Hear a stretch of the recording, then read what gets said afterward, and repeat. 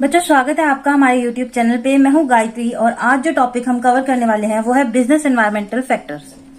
तो business environmental factors क्या होते हैं हमारे, या तो एक्सटर्नल होते हैं या इंटरनल होते हैं। तो ये इंटरनल और एक्सटर्नल एलिमेंट होते हैं जो इन्फ्लुएंस करते हैं कंपनी के ऑपरेशंस को, स्ट्रेटेजीज को और उसकी परफॉर्मेंस को।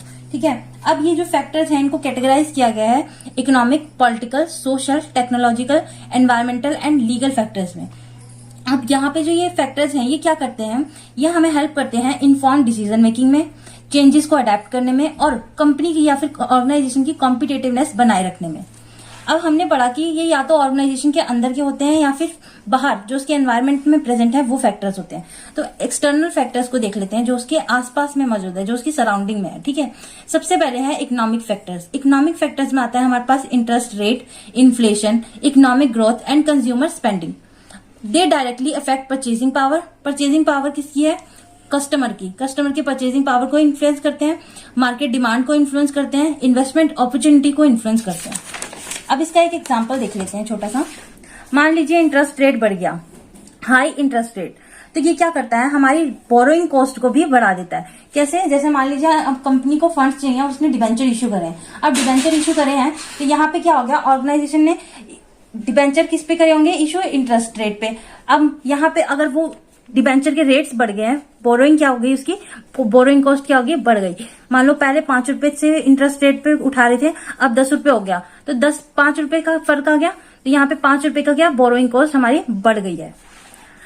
Political and legal factor, government policy, regulation, taxation and political stability influence business operation. तो ये सारी चीजें क्या करती हैं, बिजनेस ऑपरेशन को इफेक्ट करती हैं, उसकी स्टेबिलिटी को इन्फ्लुएंस करती हैं। या स्पेशली जो गवर्नमेंट की पॉलिसीज हैं टैक्सेशन को लेके, ये बहुत ज्यादा इन्फ्लुएंस करती हैं। नेक्स्ट है हमारे पास business need to compile with legal norm. जो भी लीगल रूल्स बनाए गए हैं उनके साथ हमारे को क्या करना पड़ता है, कंपाइल करना पड़ता है। और जो भी चेंजिंग होती है पॉलिसी में उसको भी अडेप्ट करना पड़ता है। क्यों? क्योंकि हमारे को क्या लग जाएगी, पेनल्टी लग जाएगी। और हमारे को अपनी ऑर्गेनाइजेशन स्मूथली चलानी है, उसके ऑपरेशंस को स्मूथ रखना है, इसलिए हमारे को ये पेनल्टी से बचना है। और यहाँ पे ऑर्गेनाइजेशन को पॉलिसी को मानना पड़ेगा जो गवर्नमेंट ने उसके लिए बनाई है। नेक्स्ट है हमारे पास social and cultural factor. Social और कल्चरल फैक्टर क्या है, जहां भी ऑर्गेनाइजेशन काम कर रही है उसके आसपास के जो लोग हैं वही उसका सोशल और कल्चरल फैक्टर है। जो समाज है, these include social value, cultural norm, demographics and lifestyle trend. They impact consumers preference, purchasing power and brand perception. एक मान लीजिए एग्जाम्पल ले लेते हैं छोटा सा। यहाँ पे कोई एजिंग पॉपुलेशन है, मान लीजिए कोई जो, अगर हम माने तो 50 के अराउंड जो एज हो जाती है, जब 40-50 के अराउंड हो जाती है, तो इंसान क्या करता है, किस पे फोकस करता है, अपनी हेल्थ पे। ठीक है, तो यहाँ पे हेल्थ केयर प्रोडक्ट की और रिटायरमेंट सर्विसेज की डिमांड क्या हो जाती है, इंक्रीज हो जाती है। तो यहाँ पे एज और डेमोग्राफिक्स भी बहुत बड़ा रोल प्ले करते हैं। नेक्स्ट है हमारे पास environmental factors. Climate change, population, sustainability and resource availability are becoming increasingly important for business. तो यहाँ पे क्लाइमेट कैसा है ये भी बहुत इंपॉर्टेंट है, क्योंकि प्रोडक्ट उसी हिसाब से बिकता है। मान लो अगर आप हिमाचल में फ्रिज बेचना चाहें, क्या पॉसिबल है? नहीं पॉसिबल है। और अगर आप यहाँ साउथ इंडिया में या फिर नॉर्थ इंडिया में ही अगर थोड़ी नीचे आ जाए, हरियाणा पंजाब की साइड, यहाँ पे फ्रिज बेचना आसान है?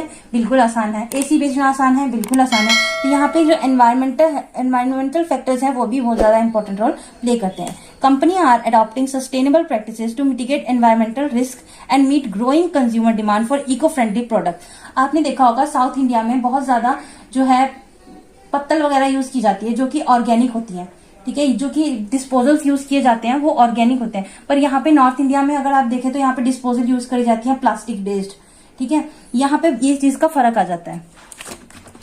नेक्स्ट है हमारे पास global factor. International trade, currency exchange rate, global economic condition can affect business operating in the international market. अब मान लीजिए कोई कंपनी है वो एक्सपोर्ट और इंपोर्ट का काम कर रही है, या तो मान लीजिए वो एक्सपोर्ट करती है, उनका सामान बाहर जाता है, तो उस केस में क्या होगा, रेट्स जो होंगे एक्सपोर्टिंग के उसके ऊपर भी जो चार्जेस लगते हैं वो भी हमको इफेक्ट करेंगे अगर हमारी एक्सपोर्ट की कंपनी है तो।